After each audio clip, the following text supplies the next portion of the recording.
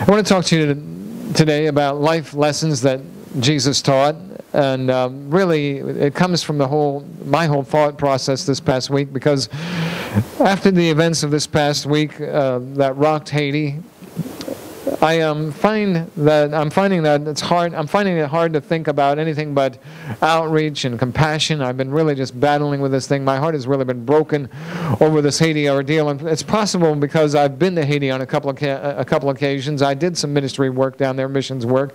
I've been on these streets that I now see devastated. I saw the presidential palace that is now in shambles, and so when you've been, you kind of have this connection. You have this attachment. You have this sense of feeling, and a sense of loss as well. And so with that, my heart has been kind of breaking over this whole situation, and I've had this sense of outreach and compassion, these questions. And when you hear the estimates of maybe 2 to 3 million people being displaced, and when you hear the estimates of maybe 45, 50, maybe upwards of 100,000 injured or dead, and you see the images of broken lives and all the things that are taking place there, it leaves a person just searching for answers. I mean, I'm reminded of one news clip I saw this past week where a 13-year-old boy was just in one of the makeshift hospitals crying out, "Why, God, why?" Just yelling at the top of his lungs, why did this happen and what's going on? And it really got me to thinking about what Jesus did and what Jesus taught about situations like this. And the scriptures do afford to us an opportunity to see that there are times when, even in that day, there were some pretty difficult things going on that Jesus referenced. And I also got to thinking about what the church's response should be when devastating things happen, things like this. When they happen, what should our response be? What should our response be when the things like this happen in Haiti? What should our response be when they happen around the world? What should our response be when they happen in our own backyard? And I got to thinking about that. How do we even define our own backyard anymore when you stop and think about the fact that our backyard is not just Port Orange, and it's not just Volusia County, and it's not Florida, and it's not the United States. When you stop and think about it, our world has become much smaller, so much smaller through television and internet and the technology of our day, that when you stop and think about it, Haiti is our backyard, and the whole world is our backyard.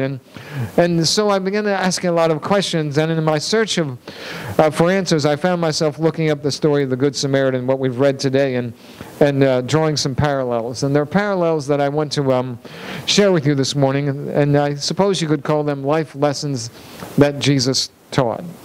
They're the things that help to bring our responses into perspective, and they reveal a lot about who we are as people, and they also show us where our heart is and how much of Jesus is really shining through us, how much of Jesus is living in us, and the things that Jesus used to speak of in regards to eternal life. Jesus begins to respond to an individual that comes to him and says, "What must I do to inherit eternal life?" And then Jesus breaks into this story of this Good Samaritan and begins to unfold it. And so he begins to tell him that these are the things that help to bring eternal life. Now, I want us to understand, before we go too far, that nobody gains eternal life unless they come through Jesus Christ. That's clear, that it's only through Jesus that we have eternal life. But once we come to Christ, we just can't sit back and do nothing. We can't watch the world pass us by, and we can't be indifferent in regards to the things that happen.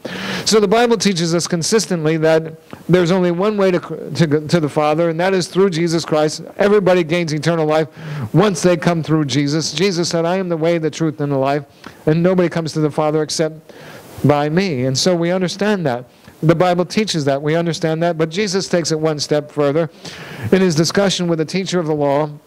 And I find it interesting that the Bible calls him an expert in the law. And Jesus begins to show this teacher that actions speak much louder than words. And from this lesson, out of this parable, we see some of the life lessons that Jesus taught, lessons that define us and help us to see where we fit and how we're living this Christian life. They really are going to tell this story on us today. And we need to hear them, we need to see them, and we need to make application in our life where our lives seem to parallel some of the things we'll talk about.